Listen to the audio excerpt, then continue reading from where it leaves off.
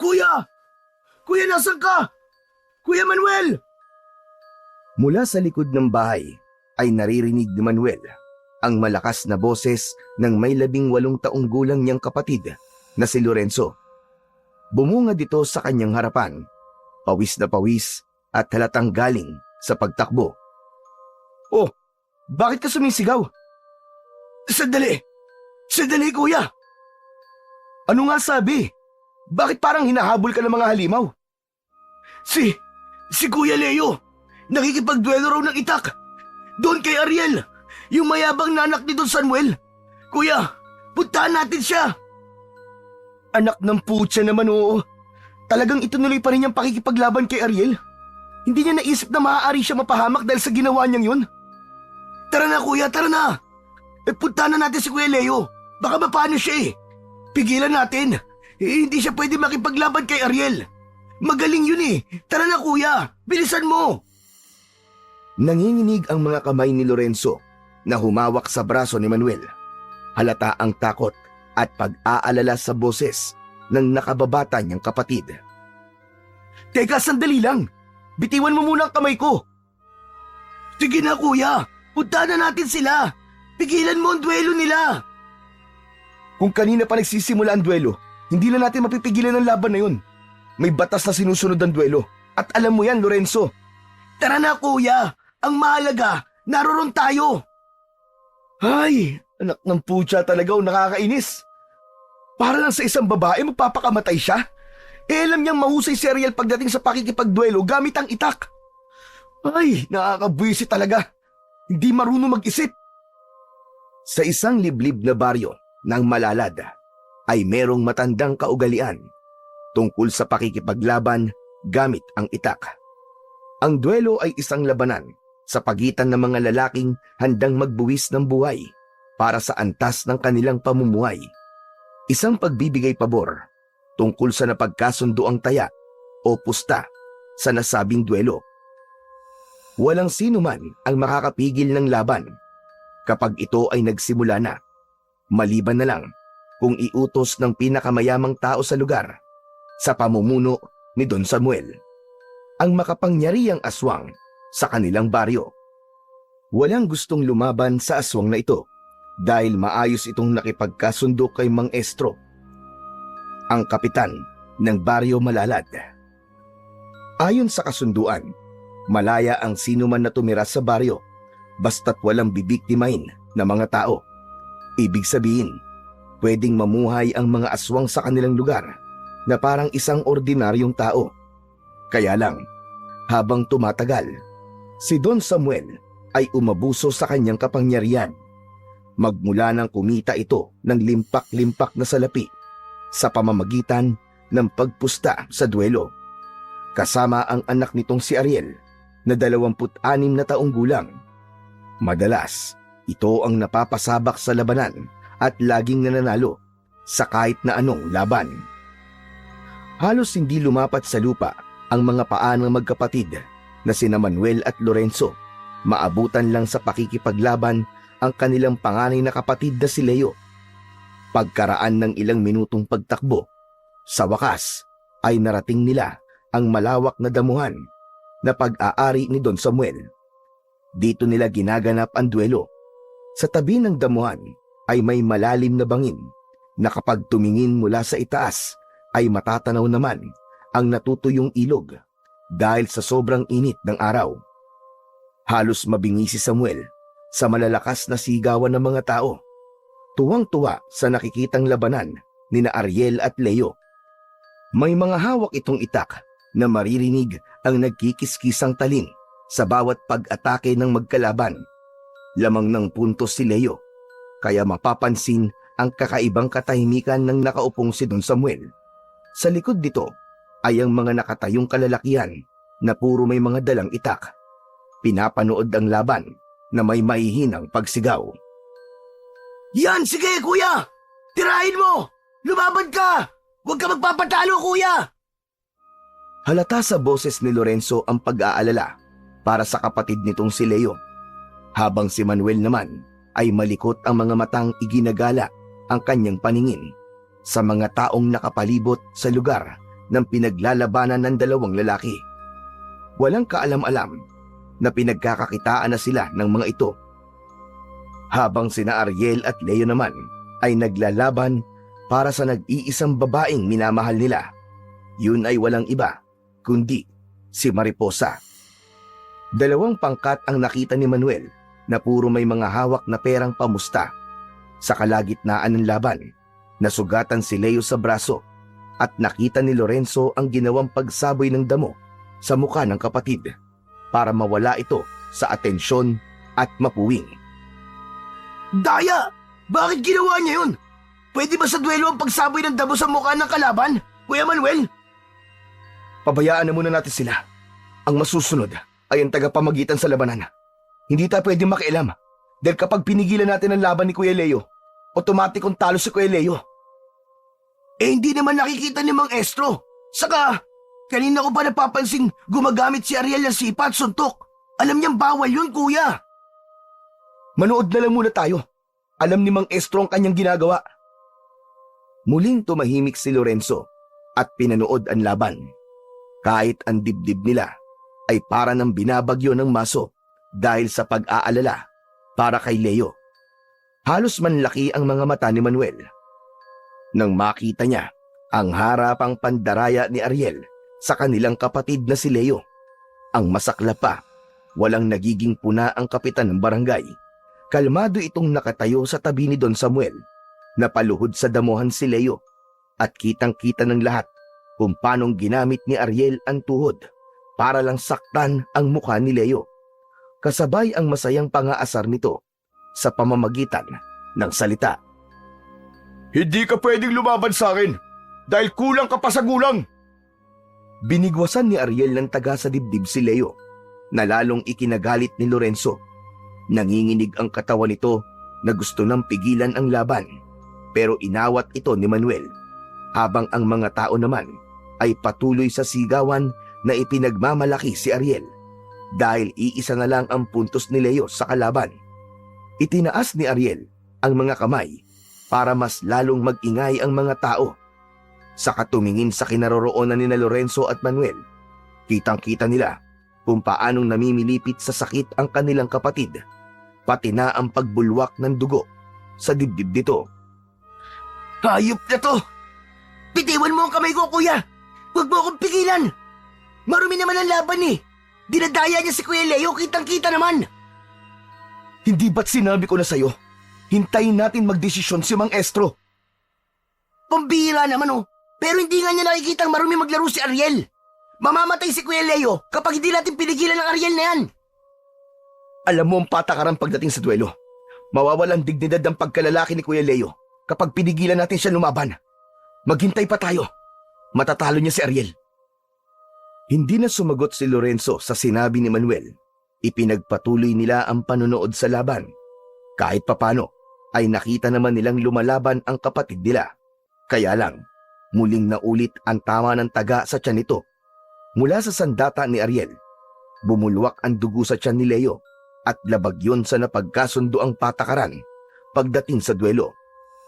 Pero nakita nilang lahat na balak talagang patayin ni Ariel ang kanilang kapatid. Dala ng pag-aalala ni Lorenzo, napasigaw ito sa sobrang galit. Kuya! Lumaban ka! Lumaban ka, Kuya! Mas lalong nagalit si Lorenzo nang makita nitong gumamit na ulit ng sipa at suntok si Ariel. Bawat pagsipa ay gumugulong ito sa damuhan, kaya't napapalapit ito sa gilid ng bangin na ang babagsakan naman ay ang malalaking bato sa ibaba ng ilog. Kuya Manuel, hindi ba natin talaga sila aawatin? Hanggat hawak pa ng kapatid natin ang itak, hindi tayo pwedeng makialam sa laban. Ano? Pababayaan na lang ba natin si Ariel na patayin si Kuya Leo? Hindi na nga natapos ni Lorenzo ang mga sasabihin nang biglang umalingaw-ngaw ang malakas na sigaw ng kapatid nilang si Leo. Nahulog na ito sa bangin. Parang huminto ang oras nang makita ni Manuel at Lorenzo ang nangyari sa kanilang kapatid. Napansin nila ang pagpispis ng lupa sa kamay ni Ariel na nakangiti pang tumingin sa kanila. Nanlalaki ang mga mata ni Manuel nang maisip niya ang ginawang pandaraya ni Ariel kay Leo. Galit na sinundan niya ng tingin si Ariel na lumapit sa ama nitong si Don Samuel. Magaling anak, magaling!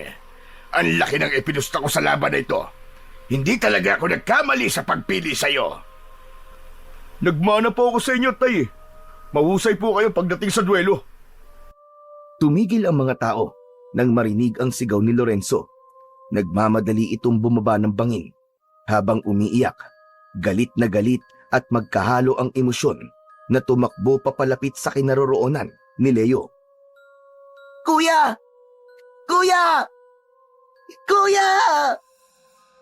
Malalaki ang hakbang ng mga paa nito nang puntahan ang nakahandusay na kapatid sa ibaba ng bangin, kasama si Manuel na hindi na rin maintindihan ang nararamdamang pag-aalala. Umaasa siyang mabubuhay pa ang kapatid, pero pagbaba nila sa bangin, halos manginig ang buo niyang katawan nang makita nilang wasak na ang ulo ni Leo. Nagkalat ang dugo nito sa malaking bato. Kinandong ni Lorenzo ang katawan ng kanyang kuya habang nagsisisigaw sa pag-iyak. Si Manuel naman ay nakatayo lang na panay ang agos ng mga luha sa mga mata dahil alam niyang pagkatapos ng mga nangyari ay kamumuhian siya ni Lorenzo. Kuya! Gumising ka, kuya! Kuya! Kuya, gumising ka! Kuya Leo! Bakit mo ko iniwan, kuya? Bakit? Bakit hindi ka lumaban? Hindi makatingin si Manuel sa umiiyak na si Lorenzo. Parang sasabog ang kanyang dibdib na gusto niyang pagsusuntukin ang pagmumuka ng mag-ama. Kaya lang, ang naganap ay isang duelo. Kailangan tanggapin ang pagkatalo ng walang tangkang paghihiganti. Pero namatay ang kapatid niyang si Leo dahil sa pandaraya ng kalaban nito sa laban. Maya-maya pa ay dumating na ang mga taong nakasaksi sa nangyari. Kasama sina Don Samuel, Ariel at Mang Estro. Hindi na nga nakapagtimpi sa galit si Manuel. Binigwasan niya ng suntok ang tagapamagitan sa duelo. Mang Estro! Nakita niyo ang pandaraya ng walang yan. Pero wala kayong ginawa. Pinanood niyo lang ang laban. Kayo ang tagapamagitan sa duelo. Anong ginawa niyo? Anong ginawa niyo? Sandali lang, Manuel. Huwag kang magalit kay Estro. Malinis ang naging laban ni Ariel at Leo. Nagduelo silang dalawa at nagkamaling nahulog siya sa bangin. Walang kasalanan si Mang Estro. Nakita na matatanda ang pangyayari. Aksidente lang ang pagkamatay ng kapatid niyo. Oo nga naman, Manuel. Talagang mahusay lang ako pagdating sa pakikipaglaban. Hindi ko dinaya si Leo. Lalaki sa lalaki ang amin naging pustahan.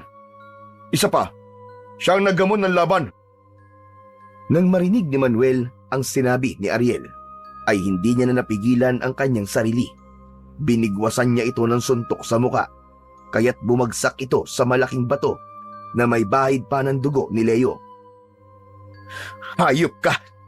Nakita kong ginawa mong pandaraya sa kapatid ko. Kaya wag mong sasabing malinis kang maglaro. Kayo marumi maglaro. Hindi kayo marunong tumanggap ng pagkatalo nyo. Kagaya na napagkasunduan, sasagutin ko ang pagpapalibing sa kapatid nyo bilang respeto sa pagkamatay niya. Hindi na nakatiis si Lorenzo na hindi lumapit kay Don Samuel. Pagsisisihan yung mag-ama ang pagkamatay ng aking kapatid. Magbabayad kayo! Magbabayad kayo! Namumula ang mga mata ni Lorenzo na dinuro ng daliri nito ang muka ni Don Samuel at Ariel. Mabilis itong tumalikod para umalis sa kanilang harapan. Kasunod ang mga lalaking nagtulong-tulong sa pagbuhat sa katawan ni Leo. Nahabol na lang ng tingin ni Manuel ang papalayong kapatid habang naiwan siya sa harapan ni Don Samuel at Ariel. Kung gusto mong gumanti, Manuel, sa anak ko, magduelo kayo. Kapag natalo mo si Ariel, bayad na ang buhay ni Leo. Kapag natalo ka naman sa laban, Papag-aralin ko ang kapatid mo. Ibibigay ko ang lahat ng kakailangan ninyong magkapatid. Hindi ako pauutos sa inyo, mga demonyo kayo, para tanggapin ang hamon nyo na isang malaking katarantaduhan. Pero ito lang ang sasabihin ko sa iyo, Don Samuel. Sa oras na magkaharap kami ng anak mong si Ariel, sisiguraduhin ko mapapatay ko siya. May araw din kayo. Tandaan nyo yan. Tay, huwag nyo nang piliting lumaban sa akin ng duwag na yan. Tara na po. Gusto ko magsaya dahil sa tagumpay na nakamit ko ngayon. Wala na akong karibal kay Mariposa. Akin na siya dahil wala na si Leo. Kaya nga binabati kita, anak. Magaling ang ginawa mo. Sige, magpakasaya lang kayo ngayon. Dahil bukas, nasa akin ang huling halakhak. Wala kaming panahon makipag-usap sa taong katulad nyo. Sundan mo na ang kapatid mo para may silbi ka naman. Tara na, tay. Umalis na tayo rito. Sandali lang, anak. Kakausapin ko na muna si Manuel. Mauna ka nang umalis. Sige po, hihintayin ko po kayo sa bahay. Nang umalis sa harapan nila si Ariel, ay saka bumaling kay Manuel, si Don Samuel. Wala tayong pag-uusapan, kaya makakaalis ka na, Don Samuel. At wag niyo akong hahamunin. Hindi niyo alam ang kaya kong gawin. Hindi mo rin alam kung anong kaya kong gawin, Manuel. Hindi isang hamon ang sinasabi ko, kundi pabor sa inyo magkapatid.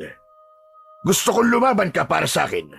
Sa gaganaping duelo sa baryong ito, ibabagsak mo ang laban at mapupunta sa inyo ang kalahati ng perang mapapanulunan ko. Para ano? Para matulad sa kapatid ko, ganun ba? Pinagkakakitaan niyo maruming laro ng anak niyo. Talaga palang asal-aswang ka na. Utak halimaw ka pa. Ang dapat sa inyo, mawala sa mundong ito. Ikaw ang bahala. Tandaan mo, wala pa ako nagustuhan na hindi ko nakukuha. Alam kong darating ang araw, makikita kitang lumalaban para sa kapatid mo at kakainin mo ang lahat ng mga sinabi mo. Hihintayin ko ang paghaharap natin. Nakakalokong pagtawa ang isinagot ni Don Samuel kay Manuel. Tumalikod na ito, kasunod ang mga tauhan ng pinuno ng mga aswang na si Agdalo. Kagaya ng pagkasunduan sa duelo, si Don Samuel ang gumastos sa pagpapalibing ni Leo. Ito ang patakarang umiiral sa baryo ng Malalad. Kapalit ng hindi pagpapakita ng mukha ni Leo sa mga tao kapag nakalagay na ito sa ataol para sa pagpapanatili ng karangalan ng namatay sa laban. Habang si Lorenzo ay tahimik lang sa isang tabi, makikita sa mata nito ang galit, kaya wala itong kinakausap sa lahat ng mga taong bumibisita sa lamay. Si Manuel naman ay hindi inaalis ang tingin sa nakaupong kapatid. Gusto niya itong lapitan, pero nararamdaman niyang umiiwas sa kanya si Lorenzo. Nakatungo si Lorenzo habang nakaupo paharap sa lamesa. Malalim ang iniisip at panay ang kuyom ng kamao. Hindi na makatiis si Manuel na hindi kausapin ang kanyang kapatid na si Lorenzo. Kaya naman, nilapitan niya ito kahit alam niyang mauuwi lang sa pagtatalo ang pag-uusap nila. Lorenzo, pwede ba tayong mag-usap? Wala tayong dapat pag-usapan, kuya. Alam kong masamang-masama ang loob mo dahil sa nangyari. Pero, Pwede ba, kuya? Tama na. Nakalagay na sa kabaong ang kapatid natin. Wala nang dahilan para magsisi pa tayo. Huli na ang lahat. Wala na siya. At kahit sa huling pagkakataon, para makita ang mukha ni Kuya Leo, ay sumunod pa rin tayo sa kaugaliang sinasabi nyo. Kaya wag na, kuya. Wag na tayo mag-usap kahit kailan. sa tono ng pananalita mo, parang ako ang sinisisi mo sa pagkamatay ni Kuya Leo. Bakit, hindi ba? Pareho tayo nanood sa duelo. Alam mong si Kuya Leo naghamon ng laban. Kaya wag mong ibuntun sa akin ang galit mo. Pinatay ni Ariel ang kapatid natin. Sinadya siyang ihulog sa bangin. Sino gusto mo sisihin ko, ha, kuya? Ako? Ako ba? Hindi ko sinabing sisihin mo ang sarili mo. Pareho tayong nawalan ng kapatid. Nag-aalala lang ako sa'yo na baka tuluyan ka magpadala sa galit mo. At anong gusto mo maramdaman ko, Kuya Manuel? Sa napapansin ko sa'yo, parang sinasabi mong tanggapin na lang natin ang pagkamatay ni Kuya Leo. Lorenzo, hindi yan ang ibig kong sabihin. At ano? Anong ibig mo sabihin? Baka sa mukha ni Lorenzo ang matinding galit nang bigla itong sumigaw, kaya't bumaling ang atensyon ng mga tao sa kanilang magkapatid. Walang tigil na pinagsususuntok ni Lorenzo ang kaharap na lamesa hanggang sa dumugo na ang mga kamay nito. Pumatak ang luha kasama ng pulang likidong dumikit sa tabla. Ipaliwanag mo, kuya! Bakit umabot sa ganito? Tama na. Tama na, Lorenzo. Huwag mong saktan yung sarili mo. Huwag mo akong pakikialaman. Wala kang ginawa para sa kanya. Ilang beses kitang sinabihan na itigil na ang laban. Pero nung ginawa mo, pinanood mo lang ang pagkamatay niya. Wala kang kwentang kapatid. Duwag ka. Isa kang duwag. Tama na. Tama na sabi. Kung magpapadaig ka sa galit mo, ganyan, walang direksyon. Pati ang sarili mo sinasaktan mo. Eh ano to? Ganun na lang ba ang mangyayari kay kuya? Alam ng lahat ng tao rito na pinatay siya. At alam mo yun, Kuya Manuel. Dinaya sa laban ng kapatid natin. Pababayaan na lang ba natin siya sa hukay na walang mananagot? Pinag-aral niya ako. Marami siya mga pangarap na gustong makita sa akin. Paano na ngayon? Kahit makapagtapos ako ng pag-aaral, kahit gaano pa kaganda ang gawin ko, makikita pa ba niya? Kuya, kapatid natin si Kuya Leo. Tulungan mo siya. Bigyan mo siya ng katarungan sa pagkamatay niya. Para ano, Lorenzo? Para lalong yumaman ng mga halimaw na yon. Hindi mo ba nakikita? Hindi sila mga tao. Wala silang pakialam sa buhay natin. Maibabalik ba ng duelo ang buhay ni Kuya Leo? Wala akong pakialam. Kahit hindi na maibalik ang buhay niya. Ang mahalaga, mabigyan ng hustisya pagkamatay niya. Tinuturuan mo akong maging duwag, kuya. At ang masakit, ikaw ang panganay sa ating dalawa.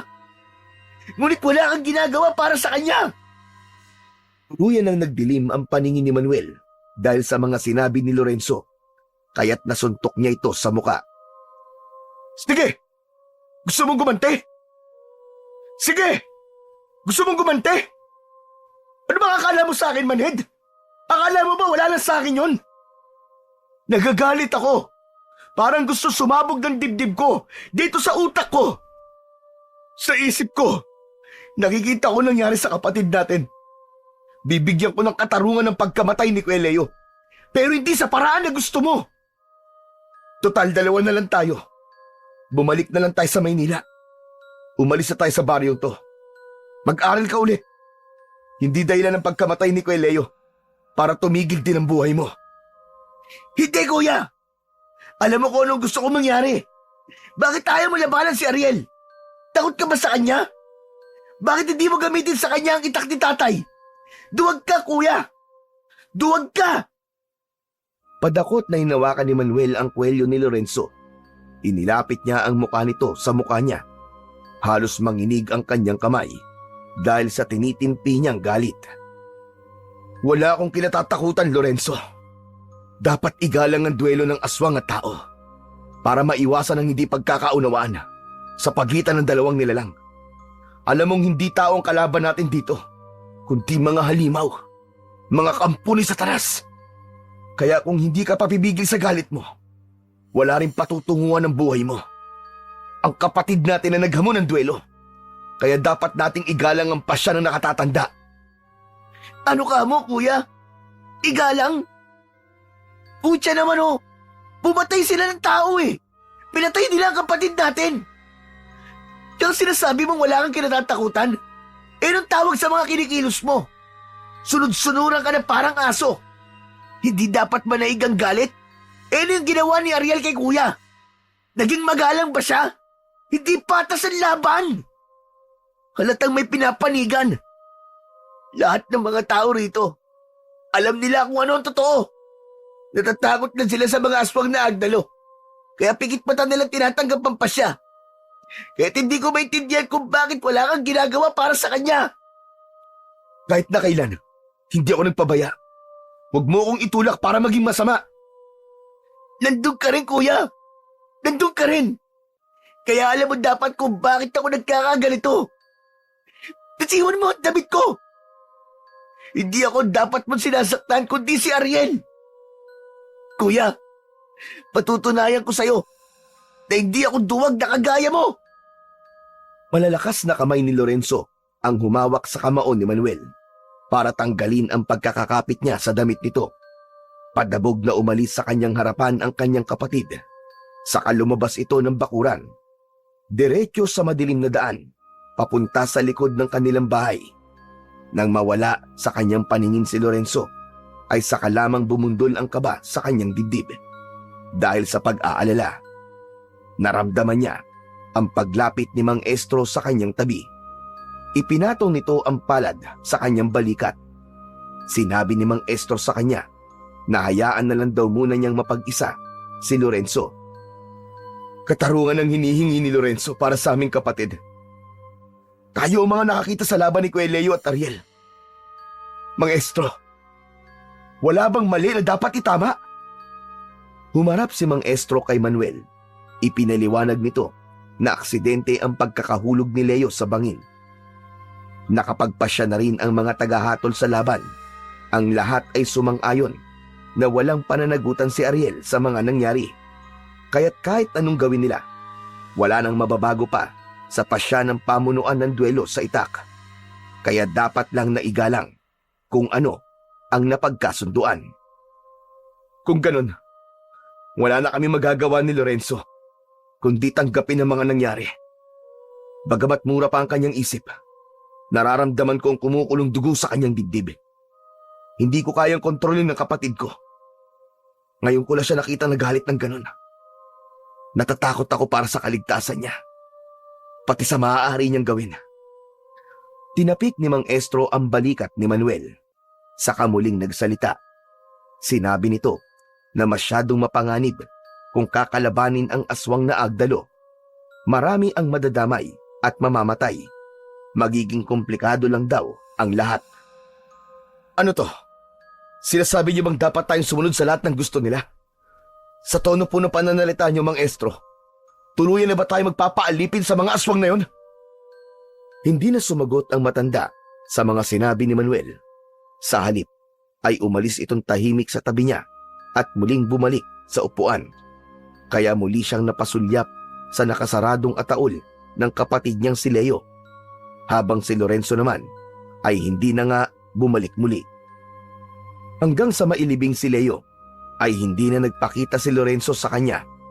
Alam ni Manuel na nagpapalipas lang ito ng sama ng loob para sa kanya. Pero kahit nagkatampuan silang dalawa ni Lorenzo, hindi nito matitiis na hindi makita si Leo sa huling hantungan nito. Hindi niya maiwasan ang hindi mag-alala para sa kapatid, lalo pat 2 araw na itong hindi nagpapakita sa kanya. Pagsapit ng gabi, matyagang naghintay sa bahay si Manuel. Umaasa siyang babalik na uli si Lorenzo. Kaya lang, ibang tao ang dumating. Pangkat ni Don Samuel, kasama ang mga alalay nito na may mga dalang itak. Napatayo siya sa kanyang kinauupo ang bangko na gawa sa kahoy. Anong kailangan niyo, Don Samuel? Bakit kayo na parito? At kasama niyo pa ang mga tauhan niyo?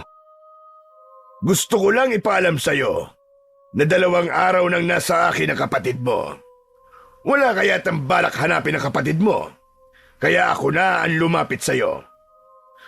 Anong ginawa niyo sa kanya? Ginugulo lang naman kami. Kaya hindi na ako nakatiis. Si Lorenzo, nasaan ang kapatid ko? Nasaan siya? Anong ginawa niyo sa kapatid ko? Huminahon ka lang, Manuel. Huminahon ka lang. Binabantayan siya ng anak ko si Ariel. Alam mo ba't sumugod siya sa mansyon? Pinagbababato niya ang bahay ko at tinahamon ng duelo si Ariel. Kaya lang, hindi pa siya pwede sa ganong labanan dahil masyado pa siyang bata. Nasaan ang kapatid ko? Pakawalan niyo siya! Teka, huwag ka naman sumigaw. Wala pa akong ginagawa sa kanya. Sa ngayon, hindi ko alam sa mga susunod na araw. Baka hindi na ako maging mabait sa kanya. Pakawalan niyo si Lorenzo. Kapag may nangyaring masama sa kapatid ko, tandaan mo to, Don Samuel. Papatayin kita. Masyado kang matapang. Pero hindi naman yata pwede ang gusto mo mangyari. Ganito, pakakawalang kulang ang kapatid mo kapag tinubos mo siya ng isang duelo laban sa anak ko. Anong ibig mo sabihin? Simple lang. Palalayain ko siya, pero ikaw ang kapalit. Kung natatandaan mo pa ang mga sinabi ko, alam mo na kung ano ang gusto kong mangyari. Hindi. Hindi ako susunod sa gusto niyo mangyari. Pakawalan niyo ang kapatid ko, tapos. Kaya lang, may pusta na ako eh. Hindi na pwedeng umatras. Ganun ako kadesperado sa'yo. Alam ko rin na papayag ka sa sinasabi ko. Kaya huwag ka nang magmatigas. Wala ka na magagawa, kundi ang sumunod sa lahat ng mga sinasabi ko. Bingi ka ba? O nagbibingi-bingihan ka lang? Sinabi ko lang hindi ako papayag sa gusto mo mangyari. Tao ako, hindi hayop, at lalong hindi isang laruan na pwede niyong utus-utusan at paikutin sa palad niyo. Napansin ni Manuel na sumenyas ng daliri si Don Samuel. Pagkatapos ay umalis ang 4 na tauhan nito. Pagbalik ay hila-hila na si Mang Estro. Nakagapos ang mga kamay, kasama ang 3 pang mga lalaki. Pinaluhod sa lupa ang mga ito at iniharap sa kanya. Habang umiiyak at nakikiusap, nalubaban si Manuel sa duelo dahil gusto pa ng mga tao ito na mabuhay. Siguro naman ay alam mo na kung ano ang ibig kong sabihin ngayon, Manuel. Hindi lang ang buhay ng kapatid mo ang nakataya dito, maging ang buhay ng mga kababaryo mo. Hayop ka talaga, Don Samuel. Ano to, sapilitan? Bakit ako ang gusto mo lumaban para sa anak mo? Dahil gusto ko. Maikli lang ang pasensya ko, Manuel. Madali lang din uminit ang ulo ko. Malaki ang itinaya ko sa pustahan, kaya malaki rin ang puhunan ko sa laban na ito. Ikaw ang pinili nila lumaban sa anak ko. Kaya, tulad na sinabi ko sa'yo, ilaglag mo ang laban para manalo ako. Dahil kung hindi, matutulad siya sa mga gagawin ko sa mga taong ito. Alam kong tinatakot niyo lang ako para sumunod sa lahat ng gusto niyo. Ganun ba? Humarap si Don Samuel sa mga nakaluhod na lalaki. Ganun na lang ang panlalaki ng mga mata ni Manuel. Nang mula sa kanyang harapan, ay nakita niya ang pagbabago sa muka ni Don Samuel. Nasira ang pang-itaas nitong damit. Lumitaw ang kulubot nitong balat sa likod. Nagsimulang magkagulo ang mga lalaking nakakita sa pagpapalit ng anyo ng isang aswang na agdalo. Lumabas ang mga nakausling buto sa katawan ng halimaw na si Don Samuel. Parang tinik na tumubo sa buo nitong katawan. Ang tenga nito ay unti-unting tumulis at lumampas sa ulo nito. Kitang-kita rin ang mahahaba nitong pangil at ang mapupulang mga mata. Humaba rin ang mga kuko nito na animo ay tali ng mga manok. Maging ang malasangan nitong dila na kasing tibay ng alabre ay biglang pumulupot sa leeg ni Mang Estro. Hindi makagalaw sa kinatatayuan si Samuel. Ngayon niya lang nakita ang totoong itsura ng aswang na agdalo. Parang mga asong lobo ang mga anyo na may mga tinik sa katawan. Huwag! Huwag, Don Samuel! Huwag mong sasaktan si Kapitan! Patutunayan ko na sa'yo na hindi ako nagbibiro. Huwag! Baliwala ang malakas na sigaw ni Manuel nang mula sa kanyang harapan ay nilapa ni Don Samuel ang nakaluhod na si Mang Estro. Kinagat agad nito ang leeg ng matanda, kasabay ng pagdukot ng kamay nito sa tumitibok pang puso ni Kapitan. Kahit na anong gawing pagpupumiglas ni Mang Estro, ay tuluyan ng nabutas ang tiyan nito. Nagkikikisay ang katawan habang ang mga dugo ay nagkalat sa lupa. Umatungal ang aswang na agdalo sa kanyang harapan. Kinain ito ang lamang loob ni Mang Estro. Ganon din ang ginawa ng mga tauhan ni Don Samuel sa 3 pang natitirang mga lalaki. Pinagtig-isa-isahan nilang nilapa ang mga kalalakihan bago humarap si Don Samuel kay Manuel. Habang ngumunguya, pahilan nitong kinagat ang makunat na bituka ng tao, saka inilalabas ang dila para simutin ang natitirang dugo sa kamay nito.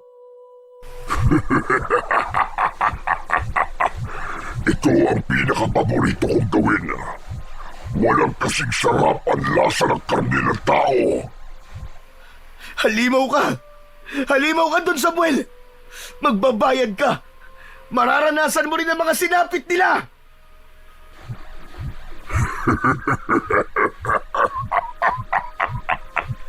Sayang lang ang tapang mo kung hindi mo tatanggapin ang inaalok ko sa'yo. Kasalanan mo ang pagkamatay nila. Pinatay ko ang tagapamagitan bilang tanda ng pagtutol mo sa kasunduan.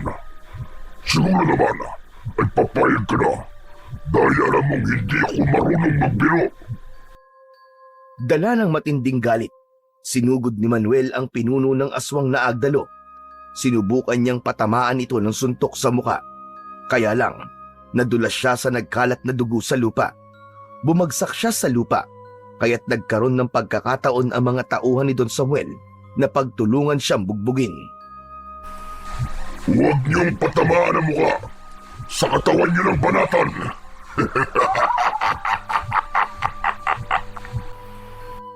Hindi tumigil ang mga aswang na agdalo sa pagsipa at suntok sa katawan ng nakahigang si Manuel. Gumuhit ang sakit sa kanyang kalamnan.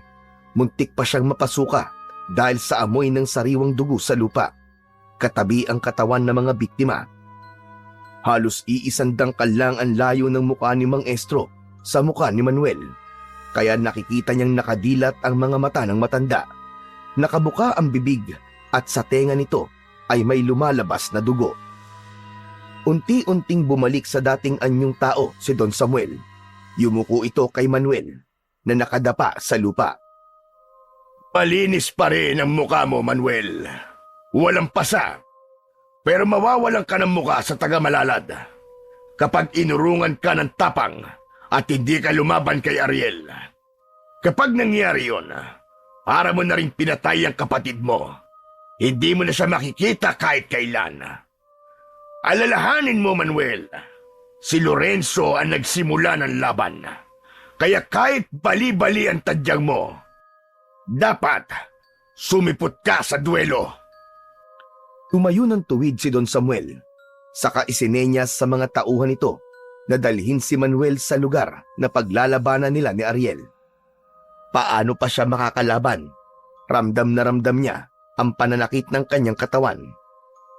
Pagkaraan ng ilang minutong pagkaladkad sa kanya, na kung saan ay kumukuskus ang kanyang paa sa lupa, narating nila ang malawak na damuhan na pag-aari ni Don Samuel.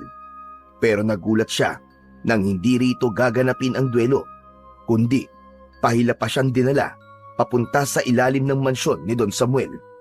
Doon niya nakitang malaki ang loob ng silid sa ilalim. Para lang sa duelo, nagmuka itong boxing ring. Kapansin-pansin ang dinaanan nilang mga rehas na bakal. Bawat kulungan ay may nakakulong na tao. Sugatan, nanghihina, halatang dumaan sa matinding laban. Parang mga manok na sasabungin. Humihingi ng tulong na sila ay painumin ng tubig. Imbis bigyan, ay tinumbok pa ng kahoy ang katawan nito sa kapagtatawanan ng mga agdalo na nakabantay sa pinto ng kulungan. Saan niyo ako dadalhin? Nasaan si Lorenzo? Huwag kang mainip. Makikita mo rin ang kapatid mo. Ilang saglit pa ay narating nila Manuel at Don Samuel ang lugar na paglalabanan nila ni Ariel. Nakita niyang marami ng tao sa bulwagan ng silid. May ring sa gitna na paglalabanan nila. Nagkalat ang dugo sa saig. Ang ilan namang mga putol na braso ng tao ay nakalagay lang sa itim na timba. Nakita niyang nakatayo si Lorenzo sa kanto ng ring. Duguan, nangihina, at maraming sugat ang katawan. May mga pasa ng tabako sa balat nito na parang dumaan sa matinding pagpapahirap. Sarado rin ang kaliwa nitong mata, kaya lalong nagwala si Manuel sa nakitang itsura ng kanyang kapatid. Mga hayop kayo! Halimaw kayo! Bakit yung pinahirapan ang kapatid ko? Nararapat lang yan sa taong matapang, pero wala namang laman ang utak. Ngayon naman, nakasalalay ang buhay niya sa labanan na ito. Katulad ng sinabi ko, kailangan mong ibagsak ang laban. Dahil kung hindi, alam mo na kung ano ang gagawin ko. Pakawalan niyo ang kapatid ko, mga hayop kayo! Bakit niyo ba kami ginaganito? Lorenzo! Lorenzo, sumagot ka! Umangat ang mukha ng nakayukong si Lorenzo. Nakangiwi ang mukhang umiiyak na napatingin ito sa kanya. Nakatulong ang mga sulok sa palibot ng ring, kaya nakita agad nito si Manuel. Kuya! Kuya, patawarin mo ako!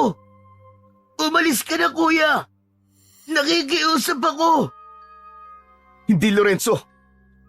Hindi kita iiwan dito. Huwag ka matakot. Makakaalis tayo dito ng ligtas. Ano ba? Bitiwan niyo ang mga braso ko! Pagsisisihan niyo to, mga demonyo kayo! Sige, ipasok niyo na yan sa ring. Kuya Manuel! Mga halimaw kayo! Pakawalan niyo ang kapatid ko! Anong gagawin niyo sa kanya? Biglang nagsalita si Ariel na nakatayo sa gitna ng ring. Hinaplos-saplos ang hawak nitong itak habang nakangiti. Ano pa ba? E di papatayin ko rin sa harap mo. Umalingaw-ngaw ang pagtawa ni Ariel sa buong silid, kasabay ng pagsigawan ng mga tao na may pusta kay Ariel. Gusto nilang simulan na kagad ang laban. Nagsimulang umupo sa upuan si Don Samuel habang nagsisindi ng tabako. Itinuro pa ng dalawang daliri nito ang sariling mga mata. Naramdaman ni Manuel ang pagtulak sa kanyang likuran ng mga tauhan ni Don Samuel papunta sa gitna ng ring. Ikinandado ang pinto ng malalambat na bakod, gawa yon sa alambre, na kapag madidikit ang balat ay may kasamang kuryente. Nang nasa gitna na siya, inihagi sa kanya ang gagamitin niyang sandata, isang itak na may bahid ng mga dugo. Pinagmasdan niyang mabuti ang sandata na halatang kulang sa talas, pero dinampot niya ang armas. Mas lalong lumakas ang pag-iingay ng mga tao na walang kaalam-alam sa totoong mga nangyayari. Ano? Magtititigan na lang ba tayo rito? Kahit hindi mo ilaglag ang laban, alam kong matatalo kita. Isiguraduhin ko ang pagbagsak mo sa kinatatayuan mo, Ariel.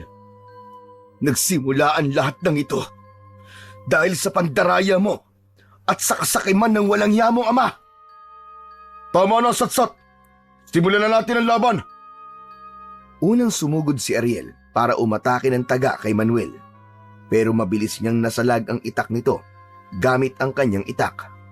Nagpaikot silang dalawa sa loob ng ring. Nang makahanap ng tiyempo, si Manuel naman ang sumugod. Nakailag si Ariel, pero ang pandaraya nito ay talagang hindi na mawawala sa kanya. Pinalo siya nito ng puluhan ng itak sa kanyang ulo, kaya't bumagsak siya sa saig. Dayaan palang laban dito at hindi duelo ng itak. Baliwala ang tapang mo kung wala kang gulang. Matutulad ka rin sa kapatid mong inutil. Isa kang duwag. Kuya, lumaban ka! Patayin mo yung hayop na yan! Muling bumangon sa pagkakalugmok sa sahig si Manuel.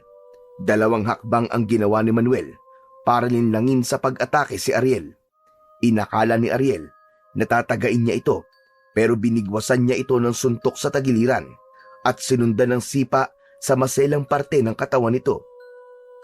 Gumuhit ang ngiti ni Manuel na may tunog pang asar. Bumagsak sa sahig si Ariel habang namimilipit sa sakit. Ano ha? Masarap ba? Patikim pa lang yan, hayop ka! Mas lalong lumakas ang sigawan ng mga tao nang makapuntos si Manuel.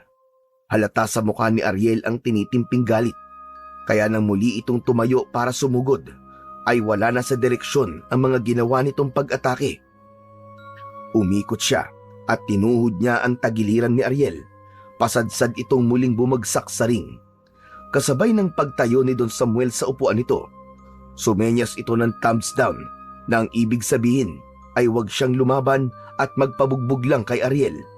May inutusan pa itong tauhan na lumapit sa nakatayong si Lorenzo at iniumang ang itak nito sa leeg ng kapatid, habang ang mga kapustahan nito ay hindi nahahalatang niloloko sila ng matandang tuso.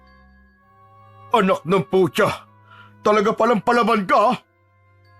Talagang palaban ako at ipaparanas ko sa'yo ang sakit ng pagkatalo. Tumayo ulit si Ariel at saka umatake ng taga sa nakatayong si Manuel. Sinadya niyang salagin ng kanyang itak ang sandata nito para magkunwaring tinamaan siya sa braso. Inilagan ni Manuel ang lahat ng taga ni Ariel at sa isang iglap gumawa siya ng paraan kung paanong matatanggal ang hawak nitong itak. Halatang napipikon si Ariel kay Manuel dahil sa husay niyang makipaglaban, kaya ito na mismo ang nagtapo ng itak at dali-dali siya nitong sinunggaban para suntukin. Dito na siya nagpaubaya sa pambubugbog nito sa kanya. Tiniis niya ang sakit mula sa kamao ni Ariel habang naririnig niya ang boses ng galit na si Lorenzo. Kuya! Lumaban ka! Pinatay niya si Kuya Leo! Huwag mo na akong alalahanin, kuya! Patayin mo na siya, kuya! Lumaban ka! Tanggapin niyo na magkapatid na ako lang ang katapat niyo. Unti-unti kitang papatayin, Manuel. Katulad ng pagpatay ko sa kapatid mo si Leo. Akalain mo, sinipa ko lang siya sa dibdib para mahulog siya sa bangin. Habang nakahiga si Manuel at nasa tiyan niya ang nakaupong si Ariel, biglang nandilim ang kanyang paningin dahil sa mga ipinagtapat nito tungkol sa kapatid. Sinalag niya ang mga suntok ni Ariel. Pinagpalit niya ang pwesto nila. Siya ngayon ang nasa ibabaw ni Ariel. Magkakasunod na suntok ang pinakawalan niya sa mukha nito. Magkasamang galit at gigil ang ginagawang pagbayo niya ng suntok. Sa leeg at dibdib nito, kahit wala nang malay si Ariel, ay hindi niya ito tinitigilan sa pagsuntok sa mukha. Biglang tumahimik ang mga tao sa nakitang kilos ng binata. Manuel! Anong ginagawa mo? Tila bingi si Manuel sa pagsigaw ni Don Samuel. Tuluyan ng nilamon ng galit ang dibdib niya. Kahit duguan at basag ang kilay, ay tuloy pa rin siya sa pagsuntok sa mukha ni Ariel. Naramdaman ni Manuel ang paglapit ng mga tauhan ni Don Samuel sa kanya. Pigilan niyo siya! Pigilan niyo! Ano ba kayo? Naririnig niyo ba ako? Bilisan niyo! Mga inutil kayo! Nagkagulo na nga sa loob ng ring. Naramdaman ni Manuel ang pananakit ng kanyang katawan dahil sa pagtumbok ng puluhan ng itak sa mukha niya, sa dibdib at sa likod. Sa gilid ng kanyang mga mata ay nakita niyang kinalagan ng tali si Lorenzo. Itinabi sa kanya bago pinagtulungan silang dalawa na bugbugin ng mga tauhan ng matanda. Kuya! Kuya, ano nangyayari? Naipanalo mo naman ang laban, di ba? Hindi makapagsalita si Manuel nang paulit-ulit na silang bayuhin ng kahoy sa gitna ng ring. Hindi pa rin natapos ang kalbaryo nilang magkapatid dahil ang kapustahan ni Don Samuel ay pinatay nito sa harapan nila. Hindi marunong tumanggap ng pagkatalo ang mga aswang. Nagtataka na lamang siya kung bakit sa kabila ng kanyang pagsuway sa utos nito ay hinayaan pa rin sila nitong mabuhay. Mula sa kanilang kinahihiga ang magkapatid ay tumalsik sa kanilang katawan ang sariwang dugo ng mga negosyanteng dumayo sa kanilang lugar. Nagkikisay ang katawan ng pinakaamo ng grupo na yon nang lapain ito ng halimaw na si Don Samuel. Kasama ang mga tauhan nitong nakikipag-agawan sa laman loob ng mga biktima. Maririnig ang mga boses na nasasaktan, pagkulo ng dugo sa lalamunan ng mga nasasaktang tao habang kinakain ang mga katawan. Lahat ng pumusta kay Manuel, pinatay ng mga tauhan ni Don Samuel. Nang matapos ang karumal-dumal na pagpatay at pagkain ng karne ng mga biktima, galit na lumapit si Don Samuel sa kinahihigian ni Manuel. Iniangat nito ang paa saka itinungtong sa sugatang muka ng binata. Tinira mo ang laban. Kasalanan mo ang kamatayan nila. Buwisit ka. Hindi ang tulad mo ang sisira sa mga pinaghirapan ko. Alisin mo mabaho mo pa sa mukha ng kapatid ko! Matapang ka lang dahil may mga tauhan kang pumoprotekta sa'yo! Dahil sa mga sinabi ni Lorenzo, ito naman ang binalingan ni Don Samuel. Halos mapaigik ito sa sobrang sakit ng sipain ito ni Don Samuel sa tiyan. Tama na! Tama na yan! Huwag niyo saktan ang kapatid ko! Kung ako lang ang masusunod, kanina ko pa kayo pinatay mga bubuit kayo. Kaya lang, hindi itong eksaktong gusto kong makita. Hindi pa kayo kompleto. May kulang pa kayong isa.